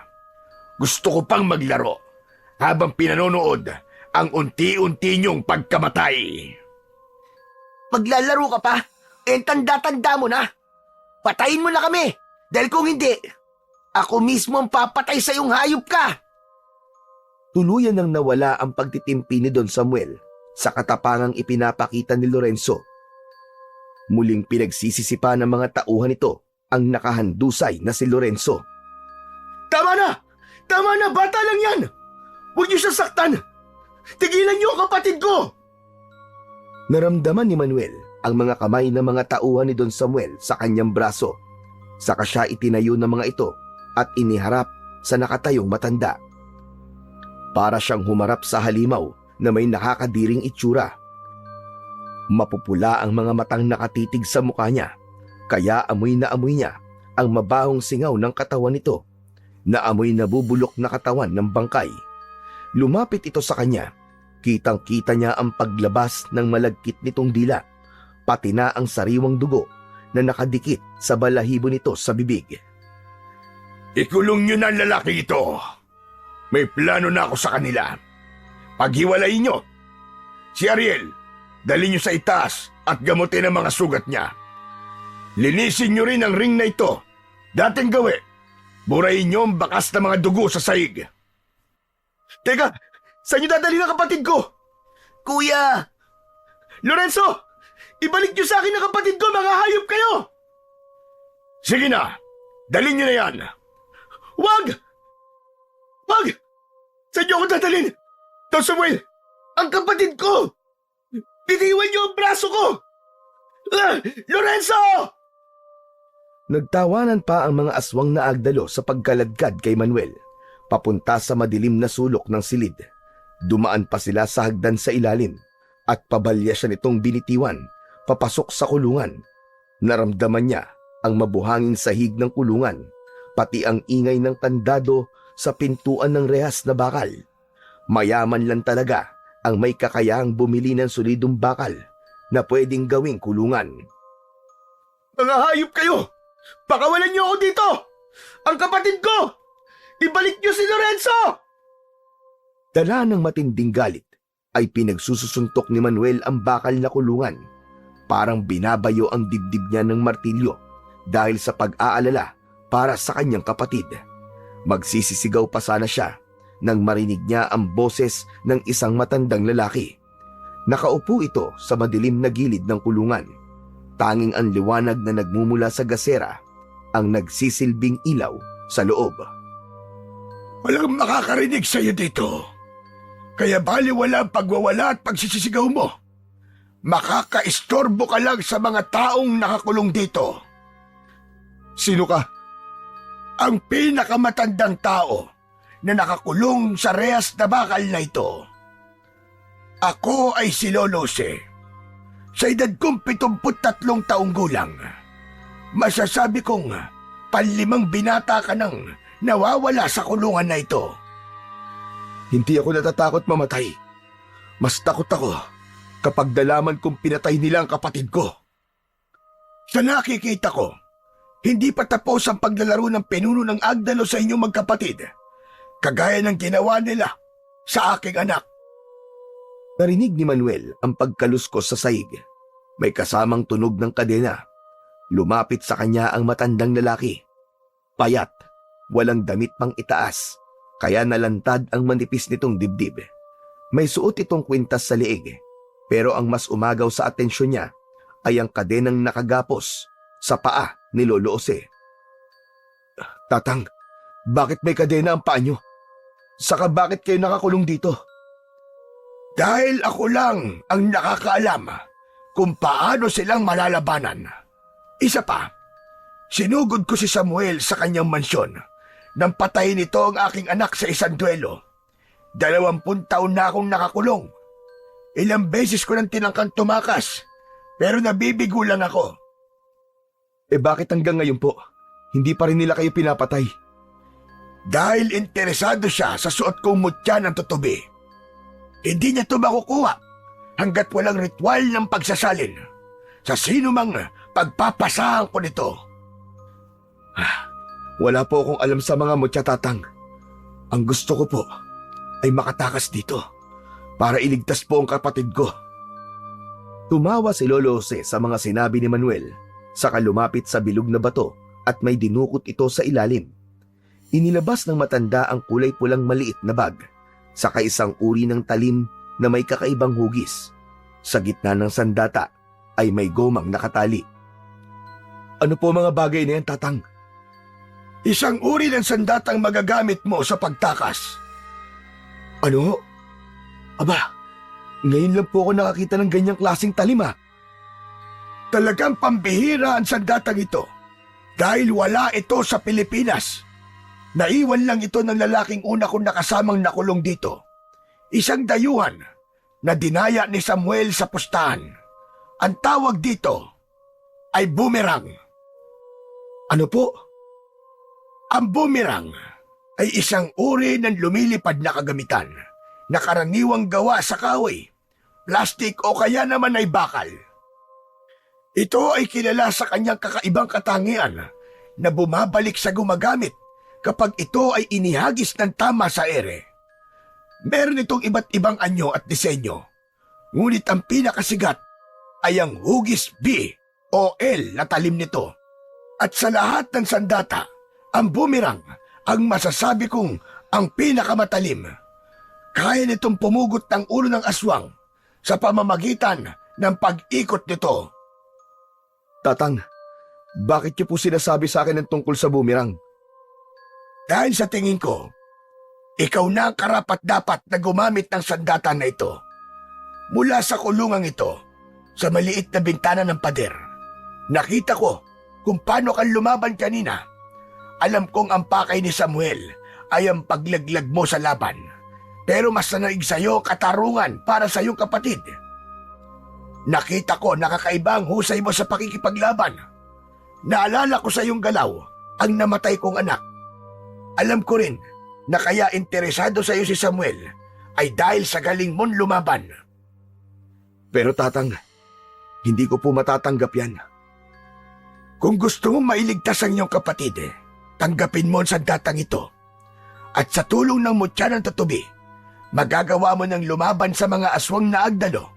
Pero bago yan, tutulungan mo ring tumakas ang ibang mga lalaking nakakulong dito bago sila patayin at gawing pagkain ng mga agdalo. Pero Tatang, hindi ko po alam ang gagawin ko. Natatakot akong baka matulad si Lorenzo sa kapatid naming namatay. Nailibing siya nang hindi man lang namin nakita ang kanyang muka. Dahil ang batas ng duelo ng itak ay ilagay sa ataw ng lalaking namatay sa labanan nang nakasara ang kabaong. Teka, paano niyo pong nalaman po ang tungkol dyan? Dahil nangyari na rin yan sa aking anak. Abot hanggang langit ang galit ko nang malaman kong wala na ang katawan ng aking anak sa kabaong niya. Nakita ko kung paanong kinain ni Samuel ang patay na katawan ng anak ko. Kaya nga ako nakulong para panatiling lim ang gawain ng mga aswang na agdalo. Teka, sinasabi niyo ba, Tatang, na kinain rin nila ang katawan ni Kuya Leo ko? Na maaaring nangyari sa kapatid namin ang nangyari sa anak niyo, ganun ba? Posible. At kung ayaw mo maniwala, hukayin mo ulit ang libingan niya. Makikita mong katawan na lang ng saging ang laman ng ataol ng kapatid mo. Kaya inuulit ko, kailangan mong tanggapin ang boomerang pati ang mutya ng tutubi para mailigtas ang kapatid mong si Lorenzo. Bigyan mo ng katarungan ng pagkamatay ng mga lalaking pinaslang ng mga Agdalo. Panahon na para wakasan ang kanilang kasamaan. Pero, Tatang, hindi po ako marunong gumamit ng boomerang eh. Huwag kang mag-alala. Dahil ang mutya ng tutubi ang tutulong sa'yo, tutulungan ka ng gabay sa dapat mong gawin. Kailangan mo lang na magtiwala. Sa kabila ng mga narinig ni Manuel mula sa matanda, kailangan niyang sumugal. Gusto niyang bigyan ng hustisya ang pagkamatay ng kanyang nakatatandang kapatid at iligtas ang buhay ng kanyang nakababatang kapatid na si Lorenzo. Lalo na ngayong alam na niya ang buong katotohanan sa kung paano silang pinaiikot ni Don Samuel sa sarili nitong palad. Habang naniniwala ang mga tao na patas ang pagtrato sa kanila ng matandang tuso na naghahari-harian sa baryo nila. Tinanggap ni Manuel ang iniaabot ni Lolo Jose na sandata. Pagkatapos ay hinubad ng matanda ang suot nitong kwintas. Kulay dilaw ang bilog na bato na nakatali sa kulay itim na lubid. Isang mutyang may taglay na kapangyarihan. Nang maramdaman ni Manuel ang mutya ng tutubi sa kanyang leeg, natumba siya sa mabuhanging sahig ng kulungan. Lolo, ano to? Ano to nangyayari sa akin? Naramdaman ni Manuel ang paggapang ng malakas na puwersa sa kanyang buong katawan. Gumuhit ang masakit na paghibot-hibot ng kanyang kalamnan dahil sa mga sugat niya sa balat. Hindi niya maintindihan ang nangyayari sa kanya habang pinanonood lang siya ni Lolo Jose. Wala itong tigil sa pagbulong sa hangin. At kung ipipikit ni Manuel ang kanyang mga mata, ay parang may mga humahampas na kahoy sa kanyang katawan. Tiisin mo lang ang sakit hanggang sa mapalitan ng kakaibang lakas ang iyong katawan. Yan ang epekto ng ritual sa pagpapasa ng mutya sa katawan ng tao. Ngayon naman, ipikit mo ang iyong mga mata at hawakan mo ng maigi ang sandata. Mapapansin mo ang unti-unting pagbabago sa pakiramdam mo. Magkakaroon ka ng talas ng paningin, pandinig at pangamoy. Pakiramdaman mo ang hangin sa iyong paligid. Makikita mo ang iyong gabay na tutubi. Ituturo niya sa iyo kung saan ang tamang direksyon ng paghagis mo sa boomerang. Dahan-dahang tumayo si Manuel. Tinignan niya ang mga sugat niya sa katawan. Nawala ang sakit kahit may mga bakas ng tama ng itak sa kanyang balat. Nakikita niya rin ang maliwanag na kulay ng isang tutubi na umiikot sa kulungan. Parang itinuturo ng gabay ang tamang daan palabas ng rehas. Tumalas ang kanyang paningin. Kahit madilim ay maliwanag niyang nakikita ang buong paligid. Ikaw lang ang makakakita sa liwanag ng boomerang at sa iyong gabay. Sige na, kumilos ka na. Tapos na ang pagsasalin. Magagawa mo ng lumaban. Tatang, aalis po ako rito, pero kasama kayo. Tumabi po kayo, Tatang. Susubukan kong putulin ng boomerang ang kadenang nakagapos sa inyong mga paa. Umiwas si Lolo Jose sa nakaporma ng si Manuel. Isinangkal nito ang kadena sa batong pinagkunan ng matanda sa mutya. Buong lakas na pinutol ni Manuel ang kadena gamit ang kanyang armas. Hindi siya makapaniwalang naputol niya kagad ang kadena sa sobrang talas ng boomerang. Pati ang kandado ng kulungang ito, magagawa mo na sirain ang talim ng iyong sandata. Sige na, iligtas mo na rin ang ibang mga bihag. Malakidlat ang naging pagkilos ni Manuel. Nang walang kahirap-hirap niyang natanggal ang kandado ng kulungan. Maingat ang kanilang mga akbang na lumabas sa kulungan. Sa kanila pinuntahan ang 4 na kulungan at pinakawalan ang mga bihag dito. Nauna sa paglalakad si Manuel. Mula sa kanyang kinatatayuan ay nakita niya ang 2 aswang na nakabantay sa pintuan. Sinundan niya ang kanyang gabay na tutubi at sa pagbitaw niya ng boomerang ay mabilis ang naging pag-ikot nito sa ere. Kitang-kita ng binata kung paanong gumuhit ang talim sa leeg ng mga nakatayong aswang. Pagbalik sa kanyang kamay ng sandata ay magkasabay na gumulong sa sahig ang ulo ng mga agdalo. Sinulyapan niya sina Lolo Jose na nagtatago sa pader kasama ang 4 na mga biyag na lalaki. Tatla mga kasama, sumunod tayo kay Manuel. Sandali lang po. May mga bantay pa po sa labas. Saglit na tumigil sa paghakbang ang mga kasama nilang biyag. Sa kadahan-dahang lumabas si Manuel sa pintuan ng silid. Nakita niya ang ring na pinaglabanan nilang dalawa ni Ariel. Hinanap ng kanyang mga mata si Lorenzo, pero wala ang kapatid niya. May mga agdalo na nagulat sa paglitaw ni Manuel. Bago pa makasigaw ang mga aswang, ay tuluyan niya ng pinakawalan sa ere ang bumirang. Bawat bitaw ni Manuel sa kanyang sandata ay bumabalik ito sa kanyang mga kamay.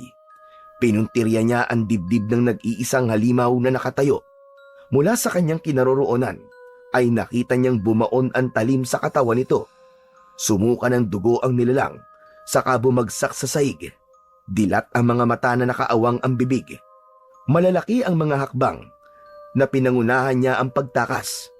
Nagawa nilang makalabas sa ilalim ng mansyon, papunta sa pintuan ng kuwebang nakaugnay sa kakahuyan. Lolose, kayo na po ang bahala sa kanila. Bakit? Saan ka pupunta? Kailangan ko pong balikan ang kapatid kong si Lorenzo. Ililigtas ko po siya. Hindi pa ngayon ang tamang oras, Manuel. Kailangan mong sumama sa amin sa pagtakas. Mahuhuli ka lang nila. Masyadong delikado ang gagawin mo. Pero paano po ang kapatid ko? Alalahanin mong hawak nila si Lorenzo. Gagamitin nila ang kapatid mo para mapasuko ka. Makukuha nila sa iyo ang mutya, pati na ang iyong sandatang bumerang. Bukas ng umaga tayo lulusob. Mahihirapan tayong kumilos dahil sa kasama nating mga biyag. Sugatan sila at mabagal maglakad. Hindi magtatagal, malalaman ni Samuel na nakatakas na tayo. Naisip ni Manuel na may punto rin ang sinasabi ni Lolose. Itutuloy na sana nila ang paglalakad nang sa paglingon ni Manuel sa kanilang huling dinaanan ay nakita niya ang pangkat na mga halimaw. Tumatakbong humahabol sa kanila, umaangil na papalapit sa kanilang kinaroroonan. Tumakbo na tayo! Naririyan na sila! Bilisan nyo! Diyos ko po, Manuel! Natuntun nila tayo! Halos balutin ng takot si Manuel nang isa-isang tumalon ang mga agdalo at pinalibutan sila sa kanilang kinatatayuan. Nakangising tumutulo ang mga laway na handang sumugod para atakihin sila. Kung lalaban si Manuel, ay hindi rin niya maililigtas lahat dahil sa mga aswang na nakabantay sa kanila. Alertong napaatras at napatakbo ang isang lalaki na kasama ng mga bihag. Takot na takot, hindi malaman kung iiyak ba o sisigaw, pero dahil sa ginawa nito ay mas lalong nagalit ang aswang. Mabilis na nilundag ng agdalo ang lalaki, saka sinakmal ang ulo ng malaking bunganga ng aswang. Parang gutom na aso na tinatlong kagat lang ang ulo ng biktima. Pagkatapos ay bumuelta ang aswang paharap kay Manuel. Huwag kayong maghiwa-hiwalay! Kundi mauubos nila tayo! Sinunod ni Manuel ang nakikitang liwanag mula sa kanyang gabay. Sa pagbitiw niya ng bumirang sa ere, mabilis na umikot sa ere ang kanyang sandata. Nakita niyang tumama ang talim sa leeg ng isang aswang na lumapa sa lalaki. Nagkagulo ang mga ito na parang biglang natakot sa kanyang sandata. Itinaas ni Manuel ang kanyang kaliwang braso at sinalo ang pagbabalik ng bumirang sa kanyang kamay. Kaya't napaatras ang mga aswang at umangil na parang galit na aso. Malakas na umatungal ang mga ito at nakatingala sa langit. Nagtatawag sila ng mga kasama, Manuel. Delikado ito. Umalis na tayo rito bago pa dumating ang mga kasamahan nila. Tumakas na po kayo! Hindi ko po talaga kayang iwan si Lorenzo. Manuel! Sa likod mo! Mabilis na hinarap ni Manuel ang aswang na papasugod sa kanila. Hinampas niya ito sa mukha ng kanyang sandata. Bumulwak ang dugo nito sa sugat, kasabay ng pagbagsak nito sa lupa. Sige na po, Tatang! Ako na pong bahala dito! Hindi na hinintay ni Manuel na sumagot ang matanda. Mabilis niyang inatake ng bumirang ang dalawa pang natitirang kalaban. Mabilis na umikot ang talim sa ere at tumama yon sa leeg ng agdalo na humarang sa kanyang dinadaanan. Bumagsak sa lupa ang pugot nitong ulo, nagkikikisay na parang nakukuryente, hanggang sa natira na lamang ang nag-iisang aswang na papasugod naman sa kinaroroonan ng matanda at ng mga bihag. Sumirko siya sa hangin, bumagsak sa lupa ang binata, paharap sa aswang. Hinampas niya ito ng talim ng kanyang sandata, tinamaan ito sa dibdib, kasabay ng suntok at sipa ni Manuel na tumama naman sa tagiliran ng halimaw. Nang bumagsak ito sa lupa, niluhuran niya ang tiyan nito at ginilitan ang leeg gamit ang talim ng bumerang. Hindi ako nagkamali ng pagpili sa iyo. Dumating na nga ang bagong tagapagligtas. Ito na ang katapusan ng mga aswang na agdalo. Magsasalita pa sana si Manuel upang sagutin si Lolose. Nang marinig niya ang mga yabag ng mga paa ng halimaw mula sa kakahuyan, isa yon sa kakayahan ng mutya. Maririnig niya ang mga kaluskos sa paligid. Kahit na malayo, inilinga niya ang kanyang paningin at nakita niyang lumipad ang kanyang gabay sa direksyong paiwas sa mga halimaw. Wala na silang inaksayang oras. Sinundan ni Manuel ang kanyang gabay upang maitago niya ang matanda at ang mga kasama niyang bihag. Dito lang po kayo, Tatang. Haharapin ko po sila. Sige, Manuel. Mag-iingat ka. Nakabaluktot na tumakbo si Manuel papunta sa kinaroroonan ng pangkat ng mga agdalo. Hoy! Mga pangit na aswang! Ako ba ang hinahanap nyo?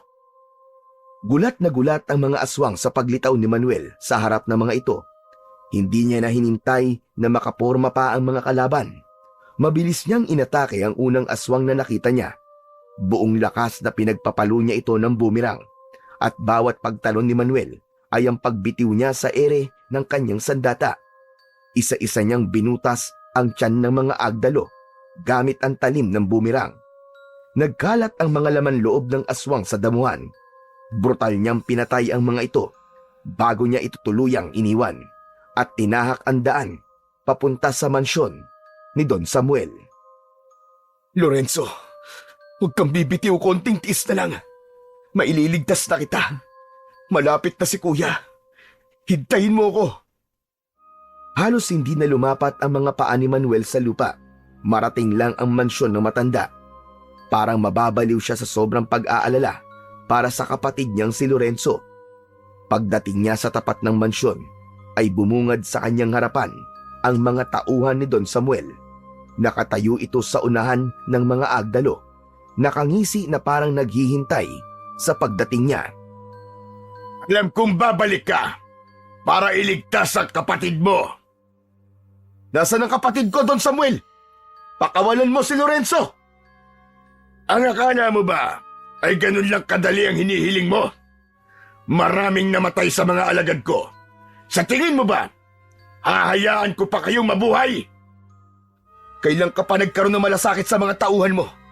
Ang mga halimaw na kagaya mo, hindi dapat nabubuhay sa mundo. Ang dapat sa'yo ay mamatay at sunugin sa impyerno! Ang lakas naman ang loob mong pagbantaan ako ng ganyan. Baka nakakalimutan mong hawak ko ang kapatid mong si Lorenzo. Kaya mag-iingat ka sa mga sinasabi mo. Ikaw ang mag-ingat, hayop ka. Dahil bilang na mga araw mo sa baryong ito, bumalik ako rito para alukin ka ng isang kasunduan. Anong klaseng kasunduan, Manuel? Iginala ni Manuel ang kanyang paningin sa paligid ng bakuran. Sinubukan niyang hanapin si Lorenzo. Bago nabigo siyang makita ang kapatid, bumundol ang kaba sa kanyang dibdib. Ipinagdasal niya na sana ay ligtas ang kanyang kapatid. Buhay ni Lorenzo, kapalit ng pakikipagduelo ko kay Ariel. Hindi ako tanga na basta nalang papayag sa kasunduan mo. Hawak ko ang kapatid mo, kaya ako ang dapat na masunod dito. Hawak mo nga kapatid ko, pero hawak mo naman ang alas mo. Hindi ba't ito ang kailangan mo? Itinaas ni Manuel ang hawak na bumirang. Saka ang mutya ng tutubi sa leeg niya. Napaunat sa pagkakatayo si Don Samuel. Kaya alam ni Manuel na unti-unti niyang nakukumbinsi ang pinuno ng mga agdalo. Ganon. Nakuha mo na pala ang mutya sa matandang yon. Kaya nga mag-isip ka, Don Samuel. Duelo, kapalit ng buhay ng kapatid ko. Sa pagkakataong ito, kailangan kong manalo sa laban para sa buhay ng aking kapatid. Sinasabi mo bang kapag natalo ka, makukuha ko ang mutya? Para yatang may mali. Hindi ba mas tama kung papatayin ko kayong magkapatid, saka ko naman makukuha ang mutya? Anong mali sa mga sinabi ko? Alam kong kahit halimaw ka, marunong kang tumapad sa napagkasunduan. Ngayon lang nangyaring may naghamon sa akin ng ganito. Kaya siguro malakas ang loob mo dahil hawak mo na ang mutya. Bakit? Natatakot ka bang matalo? Hindi, dahil palagi ako nananalo sa laban. Iba lang ang gusto kong mangyari, kapalit ng buhay ng kapatid mo. Gagawin kitang tauhan. Susunod ka sa lahat ng ipapagawa ko sa'yo. Makikipagduelo ka sa anak ko para ibagsak ang laban. Alam mo, Don Samuel, magulo ka din eh. Nagtataka ako sa'yo. Hindi kasi kita maintindihan. Bakit palagi mo nalang sinasabing ibagsak ko ang laban? Hindi ka ba nakakaranas manalo sa totoong laban? Ha! Kung sa bagay, nananalo ka dahil sa maruming labanan. Kaya nga patuloy ka naghahamon ng duelo sa mga katulad naming tao. Dahil may nagawa kang pagkakamali sa buhay mo na pilit mong kinalilimutan. Humakas sa muka ni Don Samuel ang galit nang marinig nito ang sinabi ni Manuel. Sa tono ng pananalita mo, parang may alam ka sa nakaraan ko. Lahat, Don Samuel. Lahat. Lahat ay alam ko na. Pati na ang lihim mo. Matagal na panahon mo na kaming pinaiikot sa palad mong hayop ka. Ginawa mo kaming tanga. Anong pinagsasasabi mo? Teka, patikim pa lang naman ang sinasabi ko. Bakit namumutla ka na? Kung duelo ang kailangan mo, sige. Lumaban ka sa anak ko. At kapag natalo ka sa laban na to, hindi mo na makikita ang kapatid mo. Kaya nga hinahamon kita, Don Samuel. Duelo kay Ariel, kapalit ng buhay ng kapatid ko. Kapag nanalo ako sa laban na to, palalayain niyo ang kapatid ko. Malakas na humalakhak ng tawa si Don Samuel. Tumingala pa ito sa langit na parang nang aasar. Sumenyas ito sa dalawa nitong mga tauhan para kunin si Lorenzo. Ipinatawag din ito si Ariel.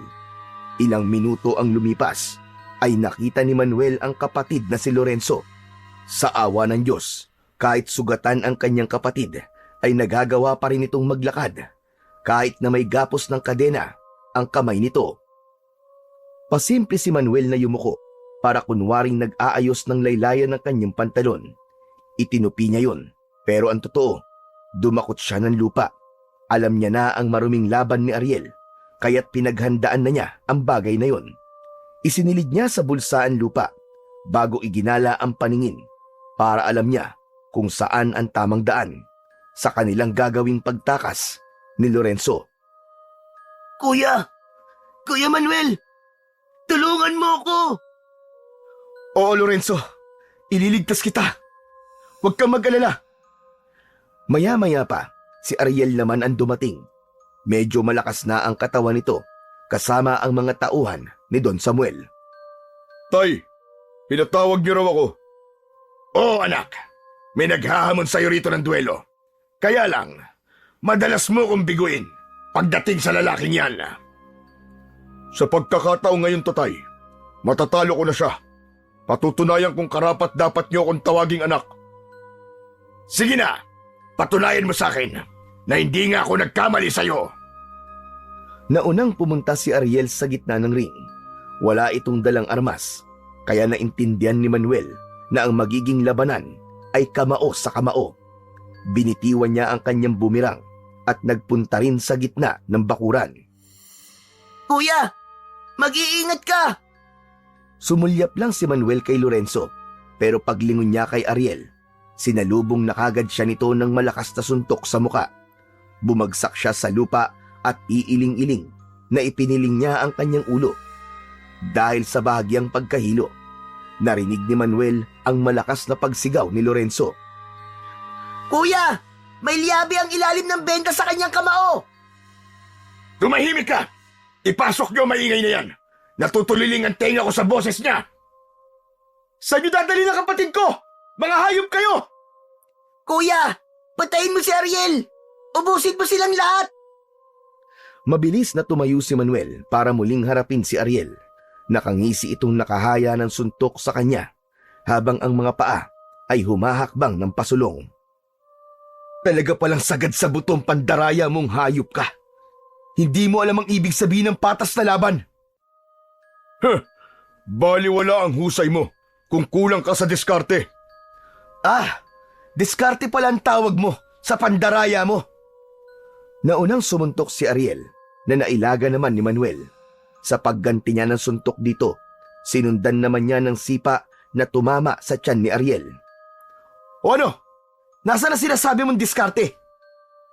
Babasagin ko talaga ang pagmumukha mo! Halatang napikon si Ariel dahil sa pinapakita nitong walang habas na pagsuntok kay Manuel. Mas lalo itong nagalit ng bawat pagsuntok nito ay naiilaga niya at nakakaganti kagad siya ng suntok dito. Pero sa sunod na pag-atake ni Ariel ng suntok, tumama yon sa kanyang dibdib. Kaya naman, bumagsak siya sa lupa. Nakaramdam siya ng sakit dahil sa liyabing nakasuot sa kamao nito. Wala kang pinagkaiba sa lampat, walang silbi mong kapatid. Nang mabanggit ni Ariel ang tungkol sa kapatid ni Manuel, ay naalala niya ang lupang nasa kanyang bulsa. Dahan-dahang tumayo si Manuel at pasimpleng dumukot ng lupa sa bulsa at inipon sa kamao. Naramdaman ni Manuel ang malakas na enerhiyang gumapang sa kanyang buong katawan dahil sa mutya. Sumugod siya rito nang may pagsigaw. Katapusan mo ng hayop ka! Ah! Sa pagtalon ng mataas ni Manuel ay malakas ding bumagsak ang kanyang kamao sa ulo ni Ariel. Kasunod ay pinakawalan niya ang pagsuntok sa baba nito. Saktong pagtingala ni Ariel, ang pagsaboy naman niya ng lupa sa mga mata nito. Sa lakas ng puwersa na nanggaling sa kamao ni Manuel, bumagsak sa lupa si Ariel. Kaya nagkaroon siya ng pagkakataong durugin ng mukha nito ng suntok. Basag ang kilay at putok ang labi nang tigilan niya ito. Bago inalis niya ang benda sa kamao ni Ariel, nakita niya ang isang liyabe o kung tawagin ay nakel. Sa paggamit mo ng liyabe, patunay lang na hindi mo ako kayang talunin. Ikaw ang lampat duwag! Tangka na sanang tutuluyan ni Manuel si Ariel nang biglang sumigaw si Don Samuel. Sandali lang! Nagbago na ang isip ko! Hindi na ito ang larong gusto ko! Ano sabi mo? Talagang hindi ka marunong tumupad sa kasunduan? Alam mong tumutupad ako sa kasunduan. Pero ang gusto ko, sa paraan na makikinabang ako. Sumenya si Don Samuel sa mga tauhan nito at ipinakuha ang walang malay na si Ariel. Tanggalin niyo sa harapan ko, walang kwentang basurang yan. Binigo na naman ako ng anak ko.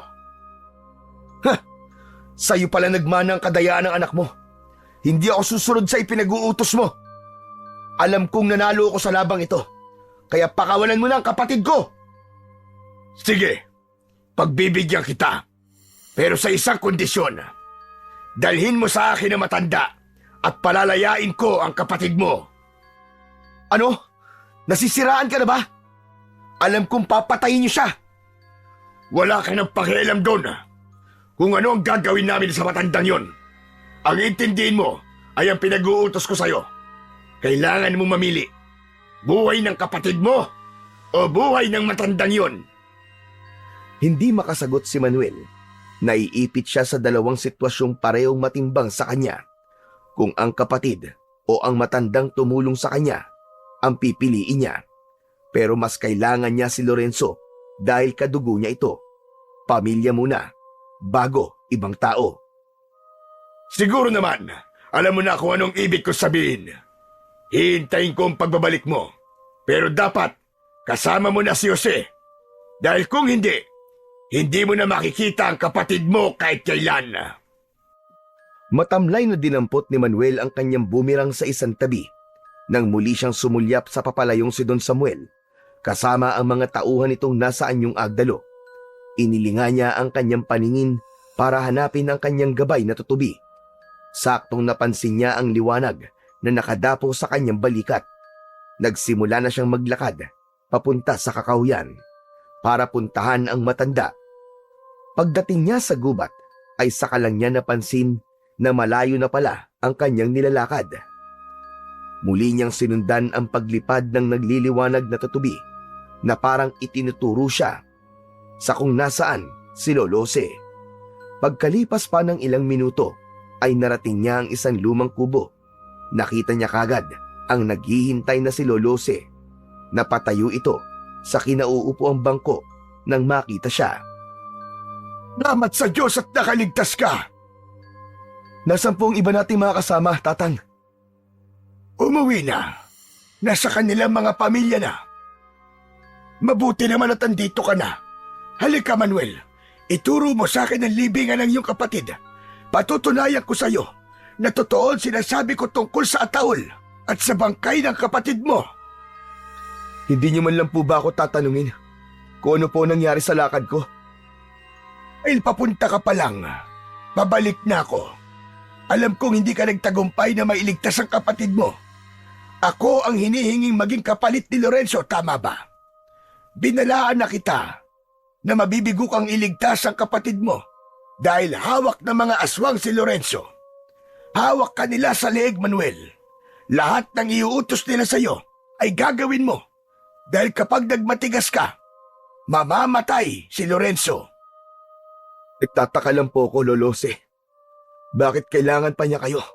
Kahit alam niyang nasa akin ang mutya. Dahil sa duelo, Manuel. Ganyan mag-isip ang mga aswang na Agdalo. Hindi sila pumapayag na matalo kailanman sa laban. Pero matanda na po kayo para sa isang duelo. Hindi dahilan ng katandaan para sa duelo. Lalo pa kung utos ng isang makapangyarihang nilalang na kagaya ni Don Samuel. Alam mo bang napatay ng anak ko ang anak niya? Kaya hindi niya matanggap na hanggang ngayon ay buhay pa rin ako. Pero, Tatang, nagkaroon na po siya ng pagkakataon para patayin kayo. Pero, bakit hindi niya po ginawa nung nasa kulungan po kayo? Katulad ng sinabi ko sa iyo, Manuel, tuso ang kalaban. Gusto niyang mamatay ako sa isang duelo. Kaya mag-isip ka ng paraan kung paano mo malalampasan ang pagsubok na ito. Nakahanda akong tumulong sa iyo, Manuel, kung kinakailangan. At kung kinakailangan na itaya ang buhay ko para sa inyo magkapatid, ay gagawin ko. Sabihin mo lang sa akin. Kaya ko po silang labanan. Maililigtas ko po ang aking kapatid nang walang ibang taong madadamay. Huwag mong maliitin ang kanilang kakayahan, Manuel. Dahil matalino ang mga aswang. Hindi husay sa pakikipaglaban ang pinag-uusapan dito, kundi diskarte at tamang pamamaraan. At kung paano mo matatapatan ang pagkatuso nila. Sinasabi niyo po bang kailangan ko magplano ng husto para mabawi ang kapatid ko? Tama ka, Manuel. Pero mas mahalagang makita mo ito. Malalim ng gabi, kailangan na natin puntahan ang libingan ng kapatid mo. Patutunayan ko sa iyo na totoo ang sinasabi ko. Matagal na kayong pinapaikot sa palad ng pinuno ng mga Agdalo. Teka, Tatang, makakaya niyo po bang maglakad? Masyado po madilim ang daan eh. May nakita akong lumang gasera at pala na nakasandal sa dingding. Dalhin mo na para may magamit tayo sa pagbubungkal ng lupa. Sige po, Tatang. Dala ang lumang gasera at pala ay mabilis na naglakad ang dalawa para puntahan ang libingan ni Leo. Pagkaraan ng ilang minuto ay narating nila ang pinaglibingan ng kanyang kapatid. Agad na sinimulan ni Manuel ang pag-uukay sa lupa. Pagkaraan ng isang oras na pagdudukal ng lupa, ay natumbok ng pala ang ataol ni Leo. Inalis niya kagad ang takip at nagulat siya sa nakita. Walang amoy na nabubulok na katawan ng tao, kundi amoy ng nabubulok na katawan ng saging. Halos manlumo sa kinatatayuan si Manuel sa katotohanang nalantad sa kanyang harapan. Ano? Siguro naman, Manuel, maniniwala ka na sa mga sinasabi ko. Totoong tuso ang halimaw na yon, kaya hindi siya tutupad sa anumang pinagkasunduan nyo. Mamamatay kayo magkapatid kapag nagkamali ka sa magiging desisyon mo. Pagbabayaran ng aswang na yun ang ginawa niya sa kapatid ko. Ano naging kasalanan namin sa kanya para ganituhin niya kami? At sa dami ng pwede niyang paglaruan, bakit ako pa? Palaisipan din sa akin kung bakit gano'n na lang ang pagnanasa niya para makita kang lumaban ng duelo sa anak niya. Pwes, patutunayan ko nagkamali siya sa kanyang piniling paglaruan. Kung talino ang labanan, tatapatan ko siya ng lakas at diskarte. Ipunin mo ang lakas mo, Manuel. Tamang plano ang kailangan. Bukas, sasamahan kita. Babawiin natin ang kapatid mo. Nakahanda akong tumulong sa'yo. Muling pinagmasdan ni Manuel ang nakahigang katawan ng saging. Sa loob ng ataol ni Leo, bumundol ang galit sa kanyang dibdib. Pakiramdam niya ay parang namatayan siya sa pangalawang pagkakataon. Wala silang kaalam-alam na wala na ang katawan ng kapatid sa ataol. Habang nagluluksa sila, nakuyom ni Manuel ang sariling kamao. Nagpalipas ng gabi sina Lolo Jose at Manuel sa harap ng puntod ni Leo. Susugod sila sa mansyon, pero sa tulong ng mga tao, isa-isa nilang ipinagtapat sa mga ito ang buong katotohanan. Tungkol sa pagkawala ng katawan ng mga taong namatay sa duelo, nagtulong-tulong sila para hukayin ang mga ataol ng kanilang mga mahal sa buhay. Napuno ng takot at mga luha ang buong lugar nang malaman ng mga tao na katawan lang ng isang saging ang kanilang ipinagluluksa. Sinabi rin ni Manuel ang kanyang mga plano sa mga tao at nagkaisa silang tutulong sa binata. Dinala ni Manuel ang matanda sa mansyon ni Don Samuel. Nakatali ang mga kamay at kunwaring bihag niya. Pagdating nila sa loob ng bakuran, nakaabang na si Don Samuel sa kanilang pagdating. Habang ang taong bayan naman na kumampi kay Manuel ay nagtatago lamang sa mga puno at naghihintay lamang ng tamang pagkakataon para umatake sa mga aswang. Bakas sa mga mukha ng mga ito ang matinding galit na kahit harangan pa ng sibat ay hinding-hindi paaawat sa tangkang paghihiganti sa pinuno ng mga aswang na agdalo. Lalo pa at alam na rin nila ang tungkol sa pagkamatay ng punong barangay na si Mang Estro. Don Samuel! Dala ko na ang matanda! Nasaan ang kapatid ko? Ilabas mo siya! Sandali lang. Masyado ka namang nagmamadali, Manuel. May gusto pa akong ipakita sa'yo. Bago ang pagkikita nyo ni Lorenzo. Inutusan nito ang isang tauhan na tawagin si Ariel. Nagulat siya na parang balak ng matanda na ituloy nila ang laban nila ni Ariel. Pagbalik ng tauhan ni Don Samuel ay ang nakangising mukha ni Ariel ang nakita niyang papalapit. Hawak nito ang kadenang nakagapos sa kamay ni Lorenzo. Tay, narito na po si Lorenzo. Anong gagawin natin sa kanya? Balak ko muna sanang paglabanin kayo ni Manuel, Ariel. Kaya lamang... Kaya lang ano, tay? Kaya lang... hindi na ako masaya sa palpak mong laro. Ano pong ibig niyo sabihin, tay? Nagulat si Manuel nang sumenya si Don Samuel sa mga tauhan nito para paluhudin sa lupa si Ariel. Tay, teka! Tay, bakit? Anong gagawin niyo? Gusto mo ba makita, Manuel, kung ano ang ginagawa ko sa mga walang silbing kagaya ni Ariel? Isipin mo na lang na pasasalamat ko ito sa pagtupad mo sa aking ipinag-uutos. Anong gagawin niyo, Don Samuel? Tay, anong ibig sabihin nito? Bitiwan niyo ang braso ko! Anong ginagawa niyo? Ibibigay ko lang ang pabuyang nararapat para sa mga tauhan ko. Hindi ba, Manuel? Lahat ng mga bagay dito sa mundo ay may kapalit. Hindi na hinintay ni Don Samuel na sumagot si Manuel. Mula sa harapan niya ay nakita niyang nagsaan yung aswang si Don Samuel. Tumubo ang pangil nito sa bibig at humarap sa nakaluhod na si Ariel. Nagpupumiglas ang lalaki sa pagkakahawak sa balikat nito ng mga tauhan ni Don Samuel. Halos manlaki ang mga mata ni Manuel nang biglang sinakmal ng kagat ni Don Samuel ang leeg ni Ariel, kasabay ng pagbuta sa tiyan ni Ariel ng matalas na kuko ng aswang. Saka dinukot ang lamang loob na ipinamigay sa lahat ng mga alagad nito. Hindi agad nakapagsalita si Manuel dahil sa mga nasaksiyan. Paanong nagawa ng isang ama ang ganoong karumal-dumal na pagpaslang sa sarili nitong anak? Si Lorenzo, na nakita ang mga nangyari, ay nagsisisigaw sa takot.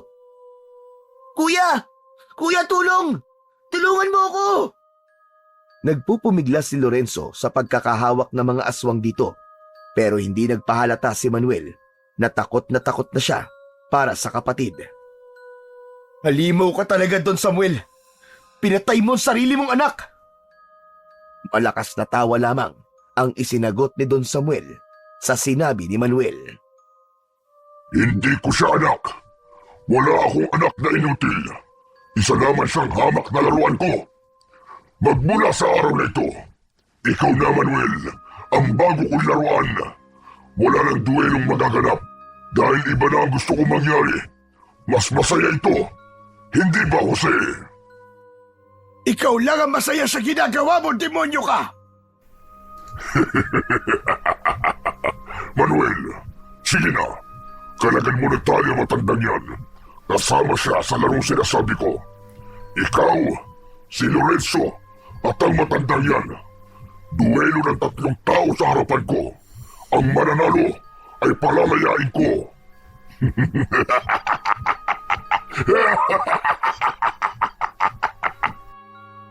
Mas lalong humigpit ang kapit ni Manuel sa bumirang nang makita niyang pinapakawalan ng mga tauhan ni Don Samuel si Lorenzo. Ganon din ang pagtanggal niya sa tali ng matanda. Tampon ka talaga ng kadiliman, hayop ka! Matagal na, Manuel. Matagal na. Kaya hindi mo dapat kinakalaban ang isang tulad ko. Hayop ka! Tumupad ako sa usapan para sa kalayaan ng kapatid ko. Pero anong ginagawa mo? Nagbago na ang isip ko. Marunong din naman ako tumupad sa usapan. Pero ngayon lang, hindi ko na rin pag-iintirsa ng mutya dahil wala rin silbi yan sa akin. Kuya! Kuya, tulungan mo ako! Sige na, kuya! Don Samuel, tumupad ako sa usapan natin. Nandito na si Lolo Jose. Ano pa bang kailangan mo? Kaya ibigay mo na sa akin ang kapatid ko. Malas mo. Ako, gusto ko pa maglaro. Akala mo ba, basta na lang kitang pakakawalan o si Lorenzo? Pero hindi naman ako ganun kasama.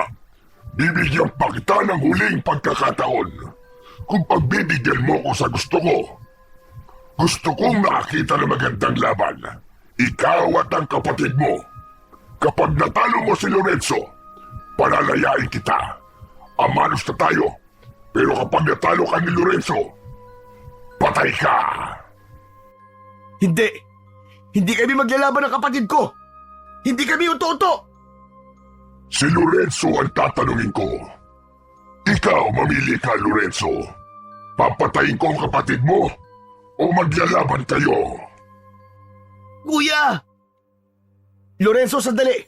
Hindi tayo dapat maglaban. Pareho lang tayong niloloko ng hayop na to. Alam mong hindi ako nagbibiro, Lorenzo. Kuya! Kuya, anong gagawin ko? Wala. Wala tayong gagawin, Lorenzo. Makinig ka sa akin. Ginawa ko ng lahat ng inutos niya dahil nangako siya sa akin na mababawi kita sa kanya. Hindi siya tumupad sa usapan. Makinig ka, Lorenzo. Ginagamit niya lang kayong magkapatid sa pansarili niyang hangarin. Hindi kayo dapat maglaban. Tumakas na kayo. Iwanan niyo na ako dito. Tayong dalawa, Samuel. Tayong dalawa magharap! Sumenya si Don Samuel sa mga tauhan nito para hawakan sana si Manuel. Pero lumaban ang binata.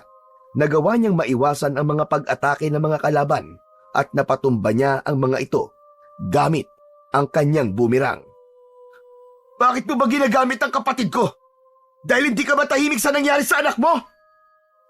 Tumigil ka! Anong pinagsasasabi mo? Alam ko na. Alam ko na, Don Samuel, kung bakit namatay ang anak mo.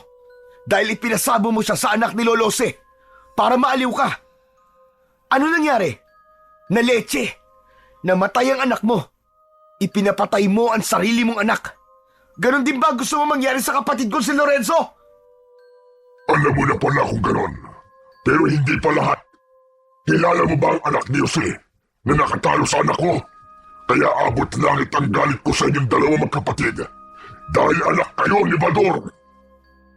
Ano sabi mo? Paano mo nakilala ang aking ama? Huwag mo't sabihin. Pinatay ko siya. Nilapa ko ang katawan niya dahil pinatay niya ang anak ko. Teka, anong sinasabi mo, Samuel? Humagalpak ng tawa si Don Samuel, kasabay ng malakas nitong pag-alulong.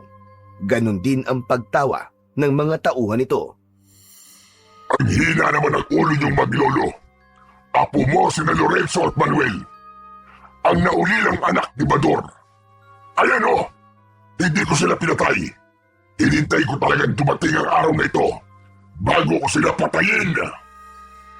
Anong sabi niyo? Kuya, niloko niya tayo. Talagang plano niya na ang lahat para makaganti sa ama natin. Teka, hindi ko alam na nakaligtas sa mga anak ni Bador. Kaya nga magpasalamat ka pa rin sa akin dahil sabay-sabay ko kayong papatayin. Sige mga alagad, atakihin sila. Huwag kayong magtitira sa mga inutil na yan. Napuno ng ingay ang buong bakuran ni Don Samuel dahil sa pagsugod sa kanila ng mga agdalo. Dito na kumilos ang taong bayan. Umatake ang mga ito sa mga aswang. Gamit ang dalang sibat at mga sundang. Buwis buhay ang naging labanan. Mas lalong nagalit ang pinuno ng aswang. Sige mga alagad, patayin silang lahat at walang ititirang buhay. Kasama ka mamamatay, Samuel! Katapusan mo na! Nakita ni Manuel ang pagsugod ni Lolose sa pinuno ng mga agdalo, pero mas malakas ito, kaya't nakagat sa balikat ang matanda. Lolo! Lumiwanag ang suot na mutya ni Manuel, kasabay ng paglitaw ng kanyang gabay. Pinalipad niya sa ere ang bumirang. Sumunod ang kanyang sandata sa lumilipad niyang gabay. Umikot ito sa mga tauhan ni Don Samuel. Nilapitan ni Manuel ang kapatid na si Lorenzo para tulungan itong tumayo. Sa pagbalik ng sandata sa kanyang kamay, ay kumalat ang malakas na liwanag sa talim nito. Nakita yon ni Don Samuel, kaya sumugod ito sa kinatatayuan niya. Pero humarang si Lorenzo at ito ang nakipagpambuno sa aswang. Pero dahil sa mga sugat nito sa katawan, bumagsak siya sa lupa at naibabawan siya ng aswang sa kanyang tiyan. Agad naman itong nakita ni Manuel at malakas itong sumigaw. Heto na ang katapusan mo! Halimaw ka! Sabay pinalipad ni Manuel ang bumirang sa ere. Umikot ito sa leeg ni Don Samuel. Tumatalsik ang dugo nito sa nakahigang si Lorenzo. Halos lahat ng mga taong abala sa pakikipaglaban ay tumigil nang bumagsak sa lupa ang pugot na ulo ni Don Samuel habang nagkikikisay ang katawan. Maging ang mga alagad nitong nakakita sa mga nangyari ay sinubukang tumakas papalayo, pero hindi rin nakaligtas sa mga galit na taong bayan. Gamit ang sibat ay inatake nila ang mga alagad ni Don Samuel. Halos tadtadin nila ng saksak ang bawat katawan ng mga aswang na agdalo. Nilapitan ni Manuel ang nakahigang si Lolose. May tama ito ng kagat sa balikat. Lolose, tara na po. Tapos na po ang laban. Wala na po mga aswang na agdalo. Nagtagumpay po tayo. Lolo, salamat po at buhay kayo. May pamilya na po ulit kami. Pinagtulungang alalayan ni na Lorenzo at Manuel si Lolose para itayo. Saka iniakbay ng matanda ang braso nito sa dalawang apo. Inilinga nila ang paningin sa paligid. Nagkalat ang mga patay na katawan sa lupa, habang ang natira na lang ay ang mga taong nakatayo na may hawak na sibat sa kamay. Tapos na. Wala nang duelong magaganap sa baryong ito. Dahil simula ngayon, kalilimutan natin ang tungkol sa mga agdalo. Salamat dahil buhay kayo mga apo at napuksan na natin ang mga aswang na agdalo na nagbigay ng dilim sa baryong ito. Dahan-dahan ang paglalakad ni na Manuel, Lorenzo at Lolose para makalayo sa mansyon kasama ang mga tao pauwi sa kanilang mga tahanan. Pagmula ng araw na yon ay bumalik na ang katahimikan sa buong baryo. Nawala rin ang pakikipagtunggali sa duelo. Ipinagpatuloy ni Lorenzo ang pag-aaral sa Maynila. Samantalang sila Manuel at Lolose ay abala sa pagpapanday ng boomerang, hindi para gawing sandata laban sa aswang, kundi laruang paligsahan para sa pag-asinta ng mga lata sa ere at bilang kompetisyon sa mga taga-baryo na nais maging kalahok. Yun din ang kauna-unahang araw na magkakaroon ng boomerang na panglaro sa baryo Malalad. Ang magkapatid na Lorenzo at Manuel ang nanguna at naging punong abala para sa palarong yon. Si Manuel naman, sa paglipas ng mga araw, ay hindi nagpapakampante. Mas lalo niyang pinaghusay ang paggamit niya sa kanyang sandata at sa iba pang mga armas. Kasama niya ang kanyang kapatid at ilang mga kalalakihan sa kanilang baryo sa puspusang pagsasanay. Dahil naniniwala siya na hanggat nasa kanya ang mutya ng tutubi at mahiwagang boomerang, ay hindi titigil ang kampon ng kasamaan na agawin yun sa kanya. Ngunit alam niya rin na hanggat may paniniwala siya sa kanyang mutya at sa pagtutulungan ng taong bayan, ay magagawa nilang talunin ang kahit na anong puwersa ng kasamaan.